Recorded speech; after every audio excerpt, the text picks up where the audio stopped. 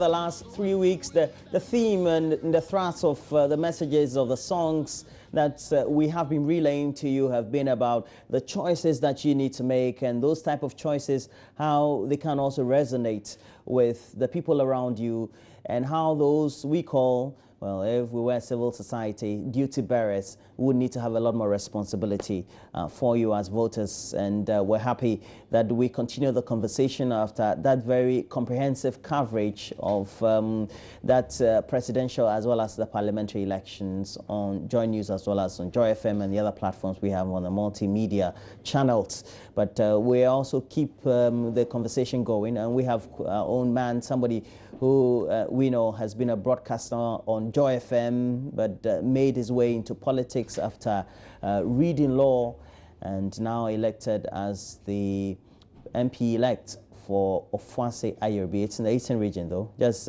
you don't tend to have your Google Maps by you. Kojo Oppong Nkrumah is here. Thanks for joining me, bro. Hey, how you doing? All right, good. Now you won, so it was not a big deal, but a good thing for your constituents. How is that going to be a good news in the first place for your constituents as well? Let me say good morning to you once again. Good morning to your many viewers, and particularly to my friends in Ofoase-Ayirebi who voted massively for me in this past election, and for President-elect Akufo-Addo. It's not just my win, but the win of the President-elect and the win of many NPP parliamentary candidates across the country represents, I think, a new dawn for our country and our various constituencies. Many of us outlined some promises, some programs, which the people bought into. You know, in an election, you make promises, you sell a vision to the people. In fact, everybody does it. Depending on what the people vote for, you can't call it sort of a social contract between the elected and the people. And so what does it mean now? Well, what it means now is that we have an opportunity to deliver on that so that the people will be excited about the votes that they cast. We know that for your constituency, for example, it could be termed as a stronghold of your party. Okay, possibly. So many of the times for the strongholds, we tend to experience some level of complacency on the part of the candidates, etc. Of course, you are new, so that presents a different picture for you. Is that it? Well, so traditionally, you would describe some of these places as strongholds, but this is the election in which the NDC said they were going to do an agenda 50-50, for example, in my constituency, and even take the seat because our margins had shrunk so much that they were optimistic they could just close the gap and take the seat. This is the election in which, for example, you know, one of our old party members split and took with him a chunk of the party, and you know, went to join the PPP and campaigned very heavily, did a lot of projects around hoping to, may I say, take the seat from the MPP. This is an election in which President Mahama visited our constituency twice to campaign for the DCE, who had a lot of resources, the NDC candidate. Dr. Indum visited us about twice to campaign. So even though people may say it's a stronghold, you couldn't go to bed like that. You had to really work hard. And it's that combination of hard work and the grace of God that, you know, brought us to this level where now we even have a bigger margin than we used to have in previous years. Now, my expectation is that we'll continue to do that hard work, not just in my place, but in many other places that even people think are strongholds, so that you can grow the margins, and with those margins get a good mandate with which you can do some good work. And of course, we'll do the transition of the conversation into some of the mainstream national issues. But for your constituents, and we were following your campaign and some of the things that you thought will be the deliverables, which ones would you atomize to be the most important for the first year of you being an MP? Generally, we talked about what we call the 5-point plan for Achimansa. We talked about supporting investment in education, supporting healthcare. We talked about lobbying for development. We talked about supporting the local economy. And we talked about improving advocacy and representation for our people. And the details, I think, made a lot of sense to our people, and they voted for it. In this first year, we expect to go heavy on our education interventions. We expect to go heavy on our health interventions. In the area of education, for example, what we promised and what we are going to do in the first year, 2017, is to set up what we call the Achimansa Education Trust Fund. Seed money, which will be made up of about 25% of my personal salary as a member of parliament as seed money. and then we'll raise a lot of money. I'll come ask you for some money at that point in time. We'll raise a lot of money for it to support various education interventions so that we have a systemized approach to supporting education. I know the MP dipping into his pocket every time to do that. That's one thing we'll be doing. The other thing we'll be doing in this first year also is dealing with the health interventions. We need to support a lot of our CHIPS compounds around in terms of medication, etc. A bit of, may I say, transportation for health-related initiatives. And most importantly, we are working on getting our first resident medical doctor for the 100,000 people who live in Achimansan district. And it's a big blotch on our district, a district that has been around since 2004, and we do not have a medical doctor. A stationary medical doctor. A resident medical doctor. In fact, we don't have a medical doctor in the entire district. You have to go out of the district to get a medical doctor to attend to you. These are two priorities that in the first year we will be attending to. Of course, we'll start work on some of the economic support initiatives. When it comes to lobbying for infrastructure development, we have already done a bit of that, working with some of the NGOs to bring in a bit of help, some toilet facilities, some water facilities. So in this first year, at least about 2 or 3 of our 5-point plan will see some very active work on the ground, at least in my constituency. On the campaign trail, when you're campaigning as politicians, you tend to promise a lot. But when you're an MP, you're in office, and I'm sure as a broadcaster you've had this conversation severally about what the responsibilities and deliverables are of an MP and who is a lot more responsible in a normal government or state administrative setup. So for all these, shouldn't you be leaving that to a DCO or an MC or somebody who's a regional minister to be taking? So two things. First of all, you have to be careful with the promises you make. You don't go make promises just because. You did that? Well, yes. In fact, 2 years ago. You were well measured? Yes, 2 years ago, we undertook a research survey. Myself and my team undertook a research survey using the Ghana Living Standard Survey as baseline, talking to various communities and households to sample what the key issues are. It was from that we realized what the top 5 issues are. And therefore, we built a manifesto around that and also asked ourselves, which of these can we deliver? Because at the end of the day, you will go back to account to the people about 4 years down the line. You want to make promises that in 4 years you can say, I have delivered on these promises. And so we didn't overpromise. We measured our promises quite carefully, and we were clear in our minds that these ones that we were promising we could deliver. Now, to your question of whether or not some of these things should be left to DCs, etc., I am not one who shares the view that the member of parliament is a lawmaker only. You're not? No. You are primarily a lawmaker. But additionally, you are a representative and a leader who's been elected in the community. What that means by implication is that if there are challenges or opportunities in the community, you cannot close your eyes to them and say that you're a lawmaker only. So, for example, you've been elected as a member of parliament to primarily go and make laws in parliament. If, for example, we have a cholera outbreak, you cannot say, my job is to go and make laws in parliament. You have to show some leadership. It doesn't necessarily mean that you are going to use your own money to do some of these things. But there are times that may require that you link up with central government and get the kind of help that you need. There are areas in which, for example, like I've mentioned in terms of education, where central government is doing its bit, but there are still many gaps. What are you as leaders, between you and chiefs, etc., what are you as leaders doing to support what central government is doing? And that's why I'm saying that what I'm seeking to do is to show leadership in bringing the key actors together, chiefs, prominent business persons, prominent citizens, to come together to set up an education trust fund. So what you do is you show leadership in some of these areas. Of course, there are things like physical development, infrastructure, which will end up being the job of the district chief executive, like sanitation, like local security. Those will end up being the job of the district chief executive. And in our case, we are hoping to have the job of the district chief executive as an elective role, so that he's also accountable to the people on the ground. But you cannot run away from the broader leadership requirements. What you have to do is to set up systems that insulate you from having to personally dip into your pocket to purport to solve some of these problems. I've visited 1 or 2 friends in your constituency before, and the roads don't seem to be very good. Terrible, terrible roads. But what for me is exciting is that the MPP administration, the incoming administration, has promised $1 million per constituency. It is our hope and expectation that that will see the light of day, and we believe that if we're going getting to use 4 million Ghana cedis for roads construction. if we're getting 4 million Ghana cedis a year, that would seem inadequate. Well, if we're getting 4 million Ghana cedis a year, we can make some major impact on some of the key areas that we need to make in terms of infrastructure. So there's hope. There's hope at the end of that tunnel. Now, Nana Addo Dankwa Akufo-Addo, and I know prior to the election itself, you had been speaking on many platforms on behalf of the party and the candidate and the campaign team.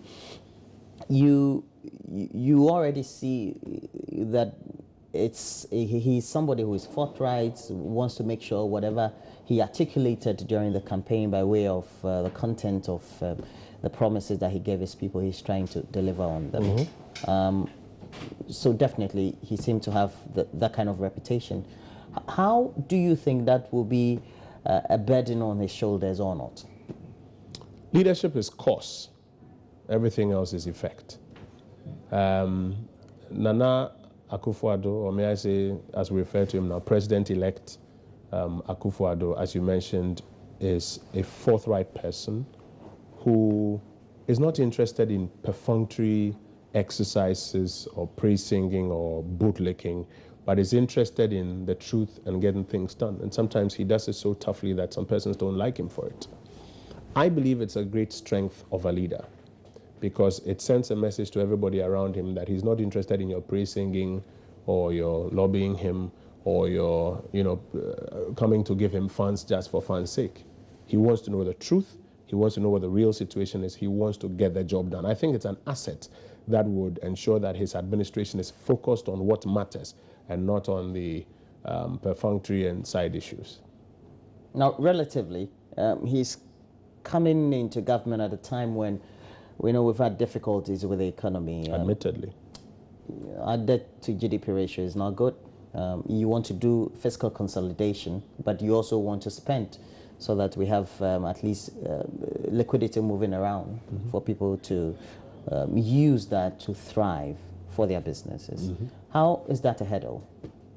It's a major hurdle, but I think about 2 or 3 things that, from the policy team, from the candidates themselves, we have articulated over and over again. First of all, you need to cut the corruption and waste in areas that money ought not to be going. That's one major thing you need to do.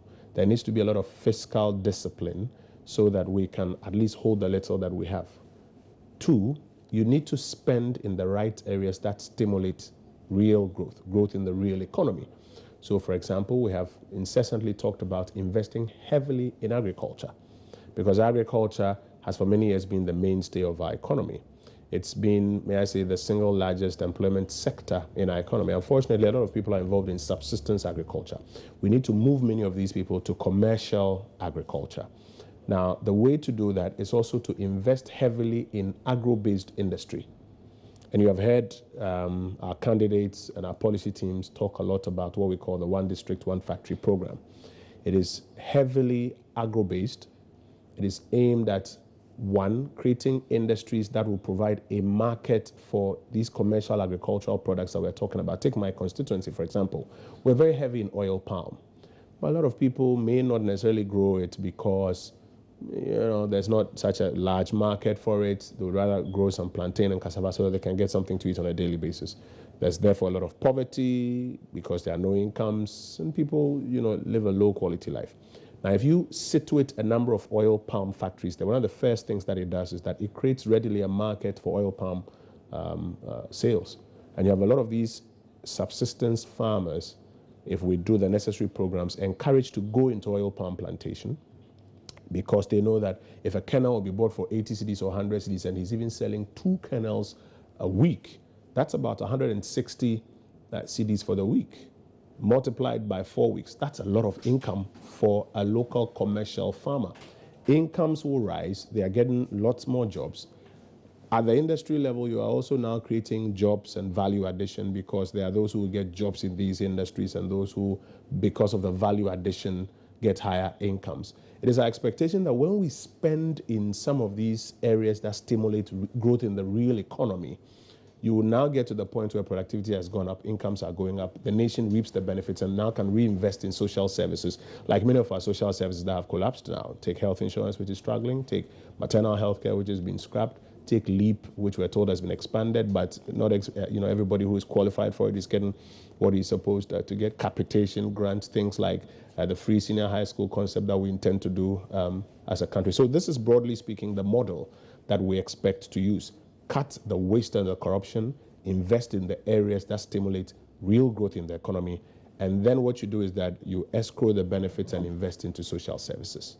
For many of the policies that the topmost parties, the NPP and the NDC, try as much as possible to espouse on, it's heavily based on social services, or perhaps the state spending a lot more of the liquidity or the income. Now, if that is so, how do we then say we want to generate enough so that we can provide these social interventions? So that's where you see a major difference between, may I say, the MPP and the NDC. Rightly so. The MPP believes first in creating what we call an enabling environment so that the private sector can flourish.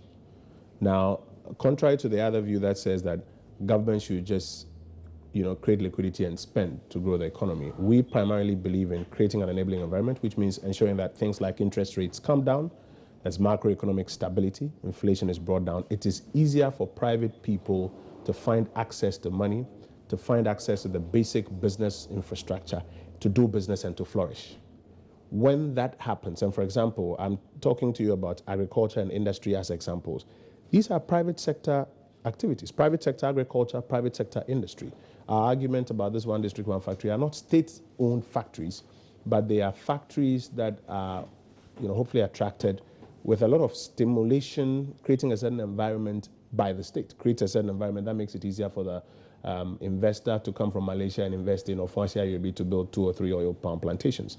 Now, the trick is that when you focus on creating this enabling environment and you create the initiatives that push private sector to go into these areas, and private sector can flourish and make money, it is out of that you will get benefits, which you will now invest in social services.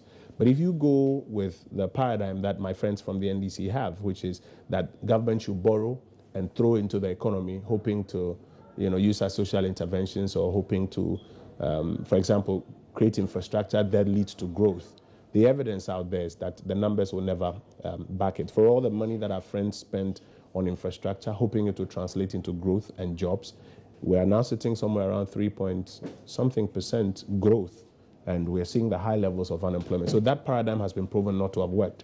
Between 2001 and 2008, you saw the, may I say, right of center paradigm that President Kufuor provided, and that worked. And we're very much going to do that, and this time even a bit higher, by moving heavily into this agro-based industrialization of the Ghanaian economy. Within the value chain of whatever agro-based industrialization model that perhaps the Nana Addo government wants to implement, in what ways are we going to undertake this sort of activity, in which we know that within the current trade regimes we have in the world also makes way for other imports into the country? Well, so you cannot close your markets or your borders. Definitely. But you can stimulate local production to a point where it becomes competitive with what's coming on the global market. And there are various non-tariff arrangements with which you can encourage local production and discourage a bit of importation. I'll give you a simple example. Take poultry. Poultry. There's a huge market for consuming poultry products in Ghana. The demand? Huge demand for poultry products. Go to every check joint around us. We're all buying some fried rice and chicken. That's huge demand, that's huge appetite. It's being paid for with Ghanaian money. The problem is that all of it is coming from Brazil and other, European countries. We are creating jobs in Brazil and other parts of Europe for poultry. It doesn't take a master's degree to rear chicken. It doesn't. The challenge has been that we haven't created an environment here in Ghana that makes it cost effective to grow local poultry, so that local poultry can, first of all, create the hundreds of thousands of jobs that we can create with all of our young men on the street selling dog tins, etc. They could be rearing the same poultry that you are buying to eat. But we haven't created that enabling environment, and that's why people are importing. So what you need to do is twofold. One, you create an environment, if it's about feeding help that they need, if it's about incubatory help that they need, if it's about extension help that they need, you create that environment that makes it possible for people to do this in a cost-effective manner. And then when you're dealing with the imports, admit they are global, World Trade standards that mean that it's difficult for you to say, I have banned the importation of poultry. But there are also non-tariff standards that the West uses. They use a lot of hygiene standards. Sometimes they will tell you about the level of cholesterol that they want to see in this or in that. You can now begin to examine on some of those things. In a situation where you can't have local production coming up, you can't even examine on those platforms. But when you begin to get local production up at a cost-effective level, you can begin to examine some of those non-tariff regimes and gradually begin to push down the scale. Go to Nigeria. They've done it with local rice, with poultry, with fruit juices. These are things that we can do here to create jobs. But is it not true that within the geopolitics as well as the World Trade Order, Nigeria is as big a market as in itself, and so will be as competitive for itself, one, and also has the reputation as it can have in the World Trade Order, and so can cut the bluff of many of the big economies. But it is not that alone. I admit those contribute to what Nigeria has been able to do, but it's not that alone.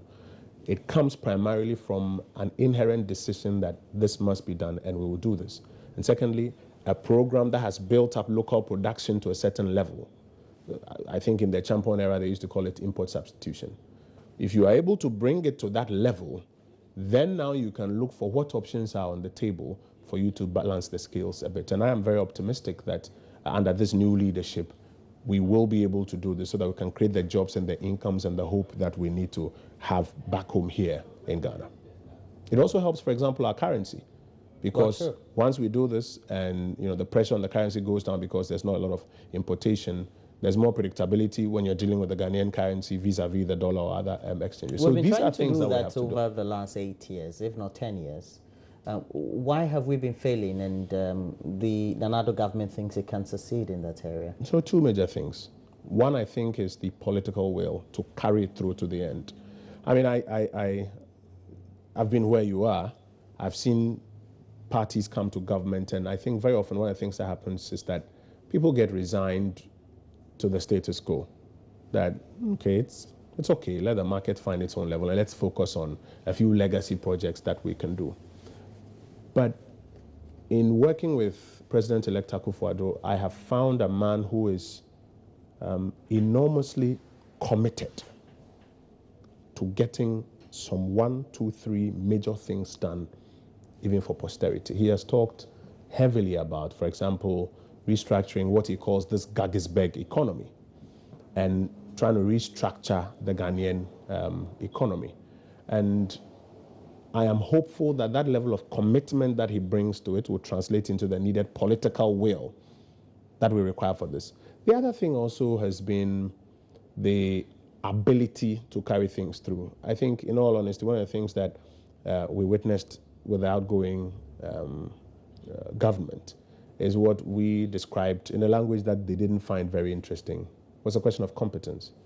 And I think we have to put a lot more people who are up to the task in some of these places. You think the previous government had very much incompetent people in places? Not putting people in places, not putting people in places just for political expediency, but putting people who are up to the task in these places. And that is going to be one of the first tests that President-elect Akufo-Addo would have to pass, making the right kind of appointments that ensure that the people who are put in places are not, people who are put there for political expediency, but people who are there able to deliver on the task. I believe that if you have these two things, the political will and the ability to do, which is also described as competence, we should be able to go a long way. Well, one of the good things, foremostly, personally, I thought that the Nana campaign did was trying to have the interaction with the industry players, and you did those interactions vividly with the associations responsible for various industrial setups, with the Traders Association, etc. And so once you've won, it means that, of course, they'll come high on you. And already the Ghana Union of Trade Association, yesterday I received a release from their General Secretary, giving an indication that they would want you to manifest all those promises about reducing taxes, making flat the VAT rate, etc. That also puts a lot more pressure on the Nana Addo government, doesn't it? It does, but it's understandable. Politics is the most demand-driven profession around.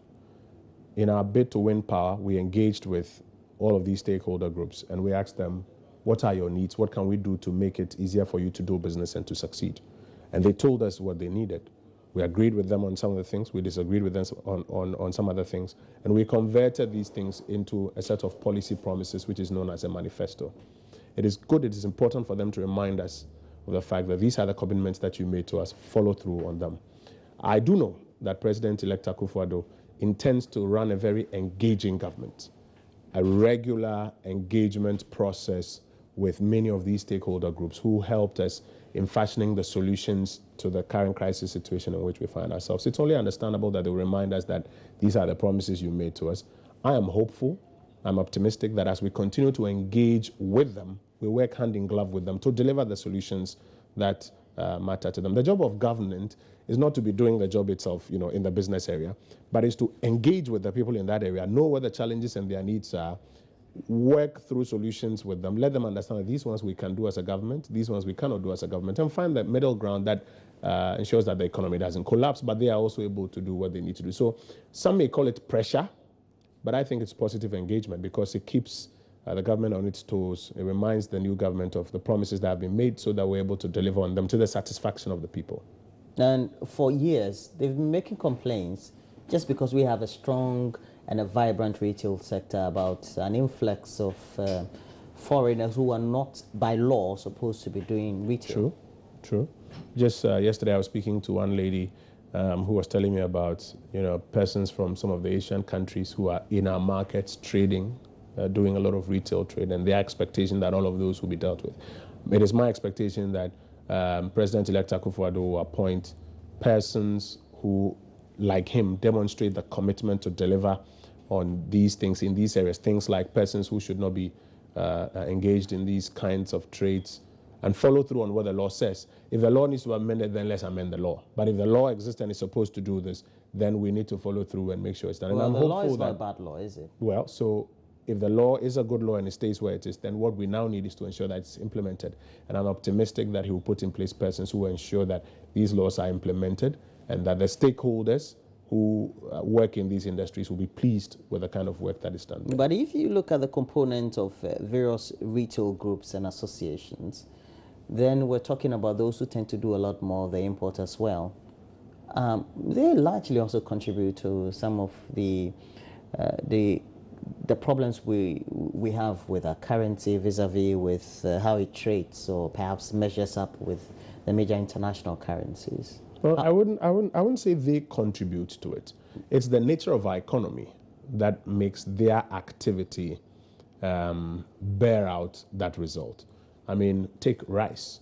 Local rice production is not up to the quantums that can meet consumption. And the quality. Well, I like the quality of local rice. I do too. So I'm looking at the raw numbers at this stage. Now, if the numbers that we're producing locally don't match up to demand, then somebody has to import to fill the gap. Now, you can't say that the person who is importing is contributing to the currency situation because by virtue of the fact that he's importing, it's putting a strain on the currency. No, he's only filling a certain market gap.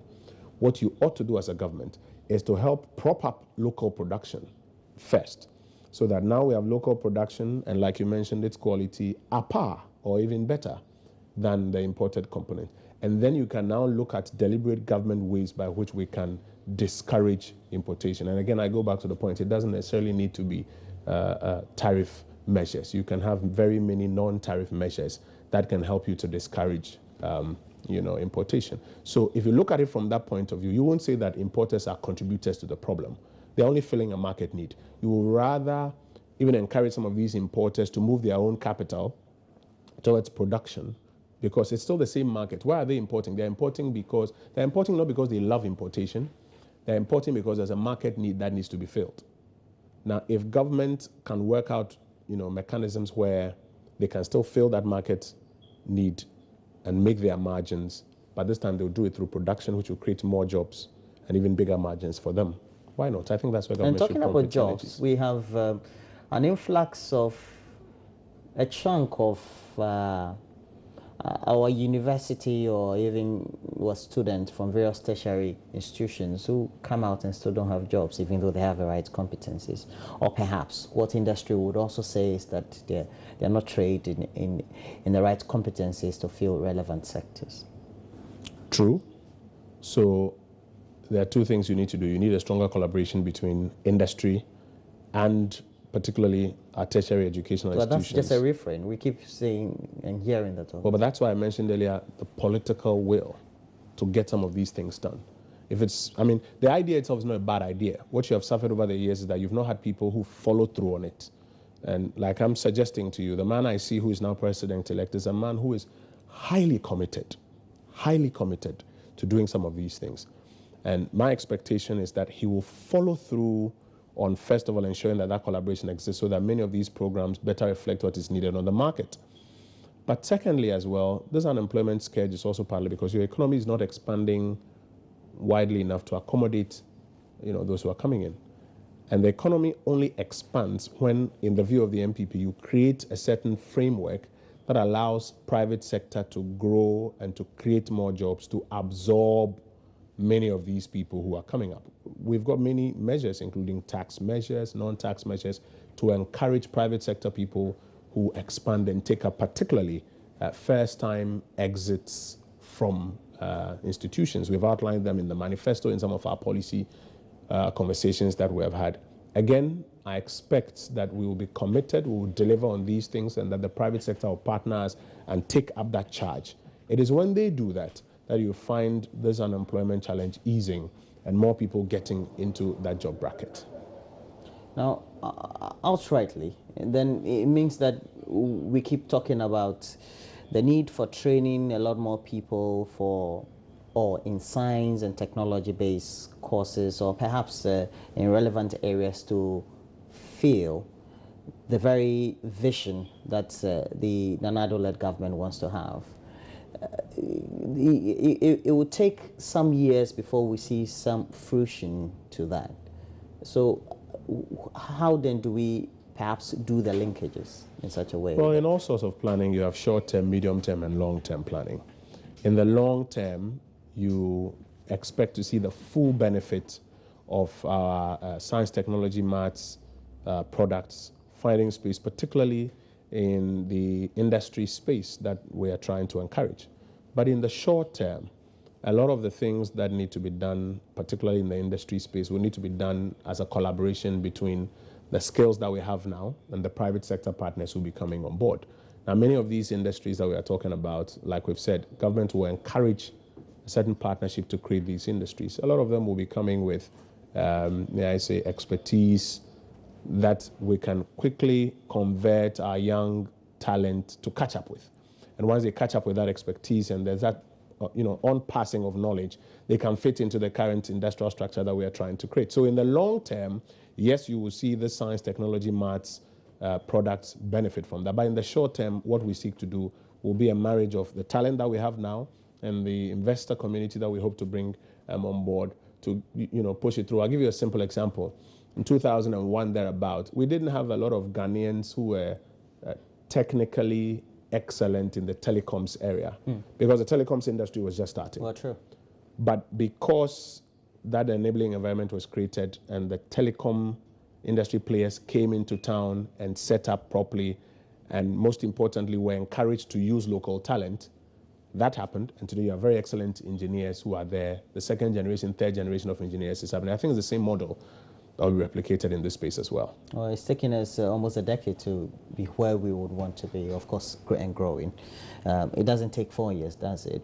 But if you take the whole outlook, how optimistic are you now, looking out for perhaps a positive future now that we have an MPP government for which we know, looking at what was achieved in the Kufuor era, people's expectation will be that will be a continuation of where perhaps the Kufuor administration left off?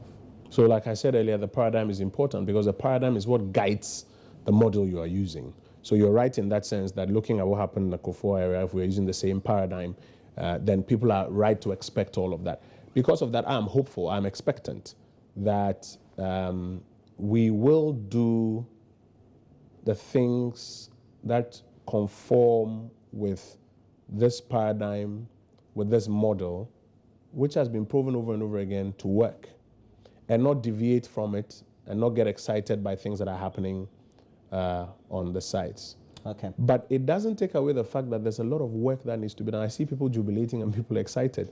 And if you speak to the president-elect or some of his close lieutenants, it's a very sober moment for us, especially as we go through this transition, to also discover the full nature of the state of affairs, which he will account to the people during the State of the Nation address when he delivers his sometime early next year. So it's also a sober moment so that we get fully acquainted with it and come up with a clear roadmap that says that this is what we promised, this is what we have inherited, this is how long it's going to take, and what it's going to take for us to move from here to here. But in spite of all of that, we still need to have hope that we have a leadership that has the competence, that has the commitment, and the track record to deliver. I have a message here, Paul Gu from Ofoase. He says the MP-elect Kojo Nkrumah has all it takes to adore the untapped resources of the Ofoase-Ayirebi constituency. We look forward to him acquiring for us a district hospital through his support. Did you promise them a hospital? No, I didn't promise them a hospital. I promised a resident medical doctor and a mobile clinic. But he's right to have that expectation that we should be able to push for a district hospital as well. I know that as part of the broader health programs in this country, there's a program to put a hospital in every district. And what I will do will be to lobby very heavily to see how very quickly we can get ours as well. Oh, very good that you already have started your lobbying skills, I'm sure. Did you go to Nanado's house on Sunday? Not on Sunday. I was there, I think, on Friday when we were preparing to receive the concession call and preparing for him to deliver his victory speech as well. Okay.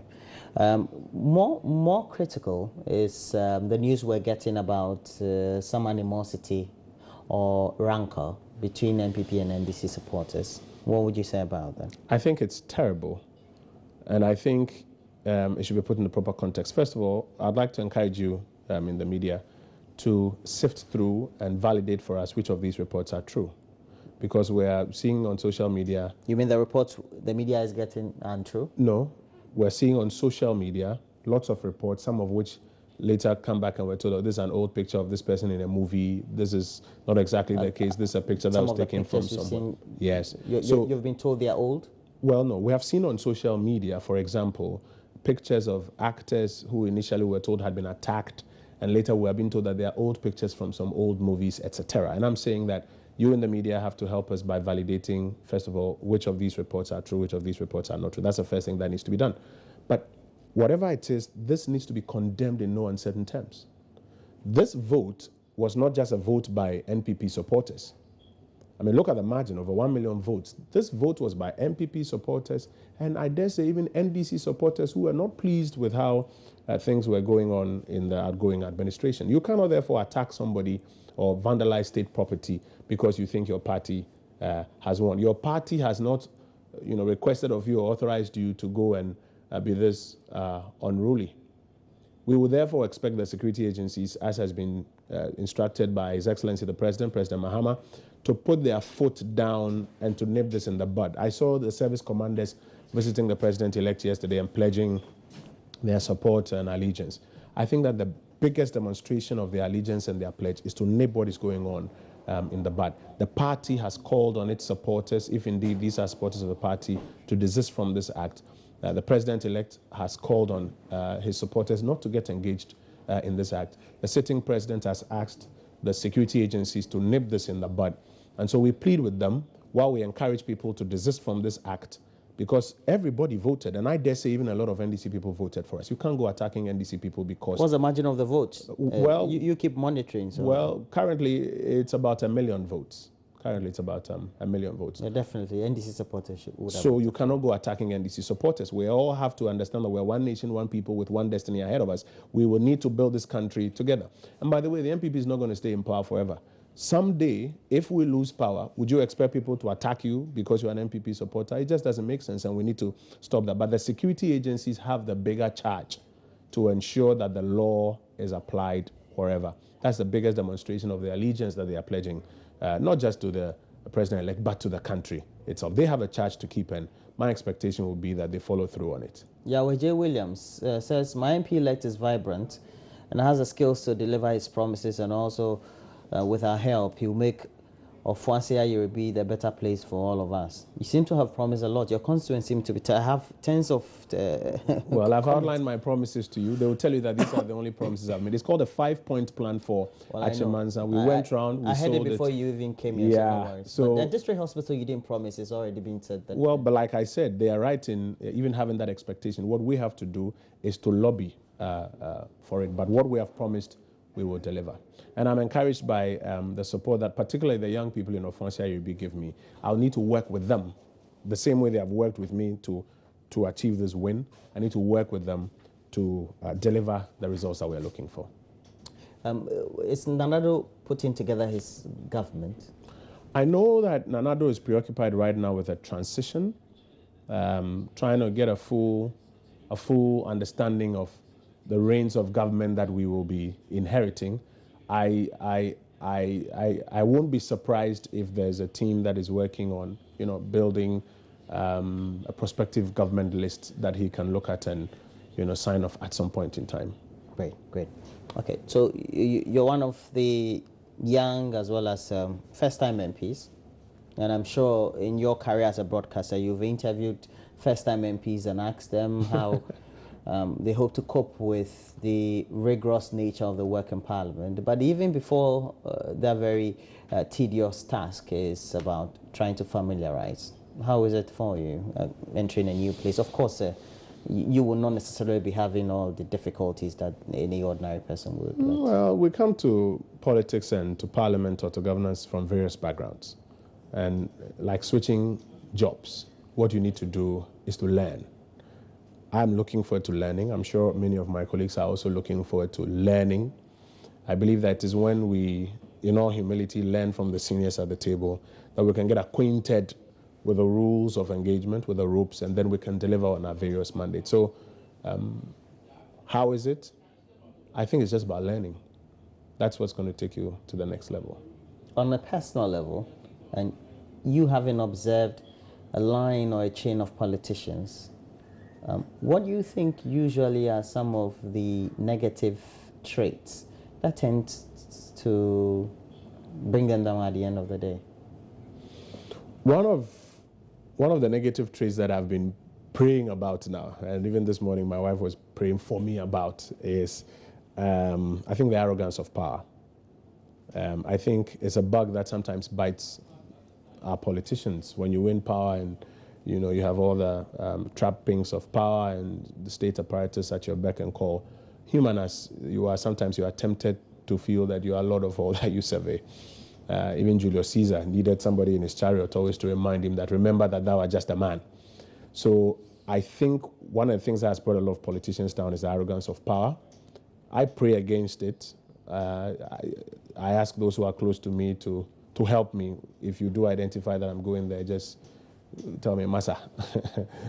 I think the bug is biting you. But generally, I think, particularly for many of the young people who are getting in, and for this new administration, it's one of the things we have to watch, the arrogance of power. We have to watch against it. Another thing we have to watch against is this whole thing of division and when did you come and where are you from and who are you. We need to build a very inclusive enterprise to bring a lot more people on board so that everybody knows that this new government, this new administration is committed to bringing as many people as possible around the table to get the job done. And the other thing that I think we need to focus on is performance. And yesterday I was telling somebody that, listen, if people have voted to change a first-term government or a first-term president, even though the party had been in power for 8 years, it means that if we do not perform in 4 years, people will kick us out. And so we must understand that no amount of propaganda or messaging can save you. The only thing that can save you is delivering. And for myself, for my colleagues, what I would say is that we need to deliver on our promises, on the expectations of the people, deliver so aboundingly that even your opponents would understand that we may not like you, you may be from a different political stock, but you have delivered. I think that those are the things that we should focus our attention on. And if we do that, we'll be able to stay in power to deliver for the people, and the people will be happy with us as a government.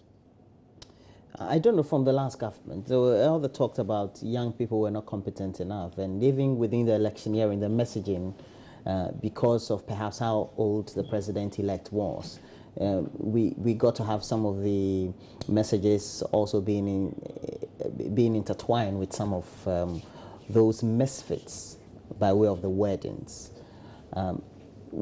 How do you think that perhaps the performance of young people in government, whether past or not, tends to also reflect on young people coming into a new government?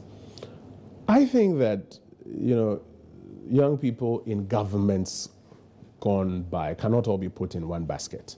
There are those who've acquitted themselves creditably, and there are those who have given young people in politics a bad name. My expectation is that for many of the younger ones who are coming in, we will learn more from those who acquitted themselves creditably. We will focus on getting the job done. We'll focus on showing respect to the people who voted for us, the people who may even be, you know, our opponents, but sometimes maybe older than us, or even our colleagues. When you demonstrate that respect and that ability to get the job done, I do not think that you will fall into the bracket of those who give young politicians a bad name. I think that that's what we should focus a lot more on, so that many of the young people who look up to us, I've got thousands of messages on WhatsApp, hundreds on Facebook. Because you tend to inspire people. I meet people who say, I'm a young person, I'm inspired by how you've done your politics and what you're doing. We owe those young people a duty to excel so that the inspiration and confidence that they are investing in us will be upheld. We cannot throw it down just by being disrespectful and arrogant and not focusing on the work and focusing on everything else. So we also have a responsibility to follow the track record of those who did it well, but also we have a responsibility not to let those who are looking up to us down. Well, thank you very much for passing through our studios. Thank you, my brother. Message, it says, MPs lose power because they do nothing in their constituencies. They neglect teachers and nurses. They neglect grassroots, and they tend to be too many young people in parties who do not respect the elderly. And that's Aaron from Wild West. And that's how I conclude. But many of the messages have been saying that they wish you well and that they hope that you'll be a good MP for them. And one wants me to ask you whether you have a presidential ambition. But I think you have to answer me later if you want to. I hear you. I hear you. But there used to be early morning watching after the interviews. What's happening these days? We don't do it on set. It's offset? Yes. Okay, then But let's now you're an cameras MP, you can't take Wache. Oh, no, please. Once you like Wache, you always like Wache. No, you're an MP. Let's go have some Wache. All right. Thank you very much, Kojo Oppong Nkrumah. And Kojo Oppong Nkrumah is the MP-elect for Ofoase-Ayirebi. It's in the Eastern region. And thanks for joining me, Kojo. Thank you. All right, so this is where we take a break. When we come back, we'll have a lot more for you on the show.